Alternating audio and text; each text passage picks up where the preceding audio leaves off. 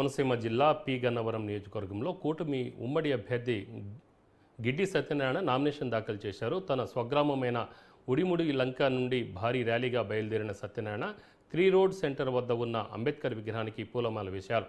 అనంతరం నామినేషన్ పత్రాలను ఎన్నికల రిటర్నింగ్ అధికారి శ్రీరామచంద్రమూర్తికి సమర్పించారు.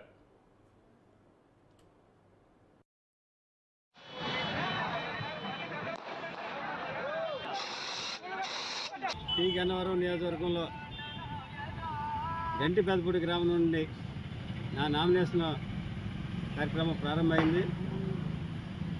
ఆ కార్యక్రమానికి ఇచ్చేసినటువంటి జనసేన, తెలుగుదేశం, బీజేపీ నాయకులకు, కార్యకర్తలకు, అభిమానులకు, వీర మహిళలకు అందరికీ నా హృదయపూర్వక ధన్యవాదాలు. పెద్ద మొత్తంలో వచ్చి నా నామినేషన్ కార్యక్రమాన్ని విజయవంతం చేశారు. చాలా బ్రహ్మాండమైనటువంటి ప్రాసెస్ జరిగింది. ఈ కార్యక్రమంలో ఇంకా గంటి పెదపూడి నుంచి గన్నవరం వరకు రోడ్డుకి ఇరువైపులు ఉన్నటువంటి ప్రజలందరూ కూడా ఎంతో ఆనందంగా నాకు స్వాగతం పలకడం జరిగింది. మీ అందరికీ కూడా